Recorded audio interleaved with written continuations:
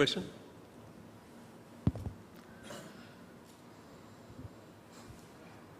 Mike. I may just also tell you, Reliance used to own a newspaper. How many of you remember that? Yes, Observer. Yeah. Yeah. Sorry, we'll just come to you. Yeah. Yes.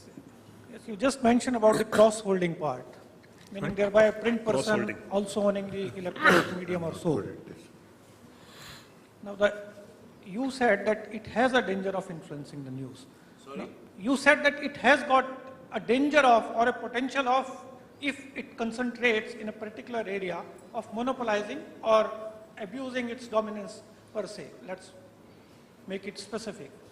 Now, my direct question to you is that in Indian context, because at the same breadth, immediately you said, giving the Reliance example, that suppose there is a story against Reliance, and suppose that particular channel in which they have got the investment, they do not report, then there are 10 others to report that. Besides that, we have got a print media, which is a vibrant media, and there are about, I mean, you must be knowing better, how many thousands of newspapers are there. Apart from that, if you see, there are about 600 to 700 channels which are registered in India, and majority of them are news channels. Mind you, there are about 250 to 300 news channels in India. So do you think that having a cross-media restriction is a kind of a retrograde step rather than, encouraging the plurality in terms of having number of news channels and number of newspapers, so that even if one person behave in a rogue manner, there are others to look after it? I mean, which is the better way according to you?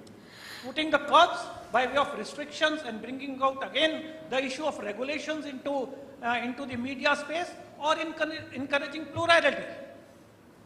So I don't see the dichotomy, because I'm saying that cross-holding was about the same company owning, having investments in different kinds of media. It has nothing to do with only concentration. It is something to do with investment. So I'm, in fact, in agreement saying that since there are 250 channels, and if one company owns 10 of those, say, for the sake of argument, it can't possibly own 250. One assumes that 240 of them will give you a different point of view. So that's actually good. We are blessed with that. So it's a good thing. Ashok. Hi. And for the record, I'm against regulating editorially. I'm making that clear. Hi. I'm a film producer, and we are always faced with a challenge. Like when you're writing a story to make a film. Now, how much can we push? Push in the sense that, let's say we're making a story which could be termed as a politically sensitive from your perspective or somebody else's perspective. And I talked to my director, he's excited, he said, you know what, it's a fantastic story, I don't think he's going to have any problem, let's go do it. So we spend a lot of money, make the film, and then when the film is ready, after spending so much money, we go to our censor board. There we have people who obviously have their view, and they block us. Now, so much money has been spent.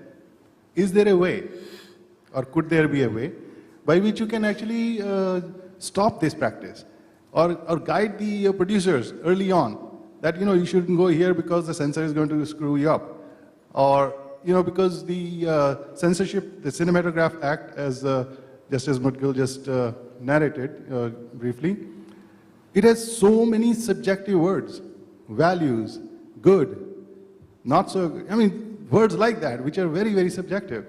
So, what I'm looking for, if it is possible, is there a way early on in the process as producer, because we are business people, we are artists, we want to create something which is going to sell and which is going to make a difference.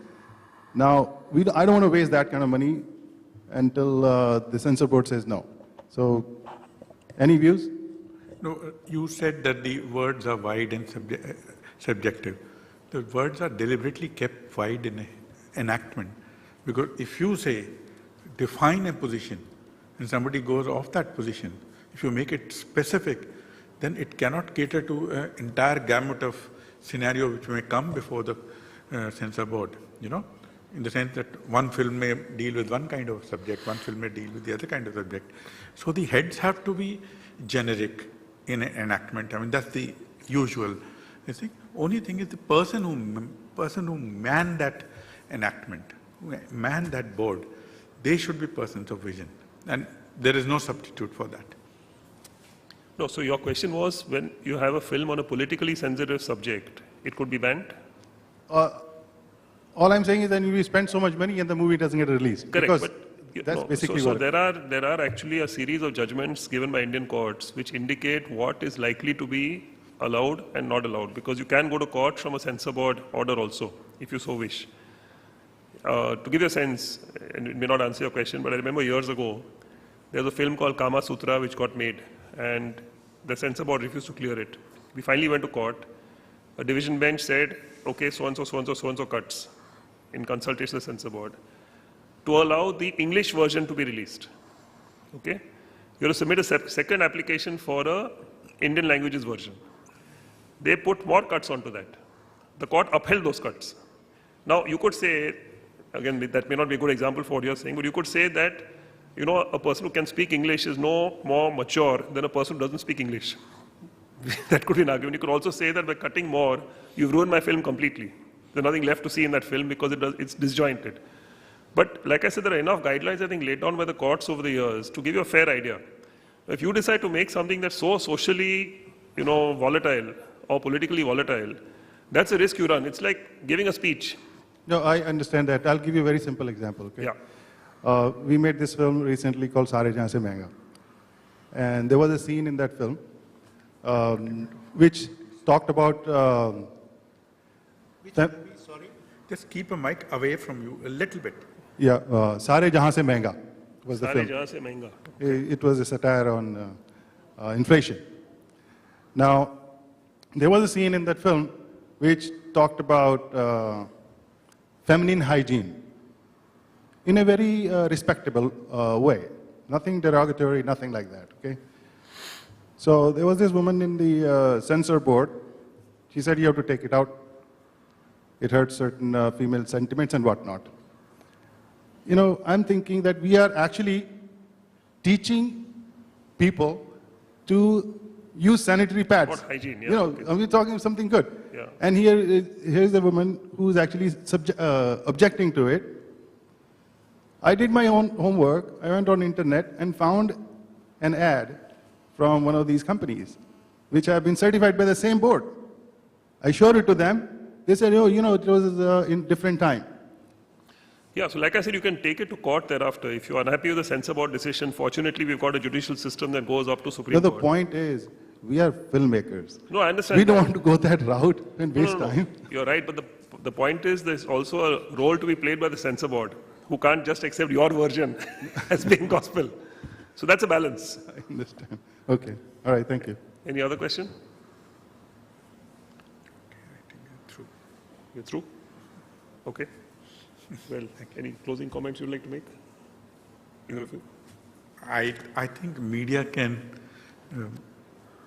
edge on, nudge the government to be more liberal in its future enactments.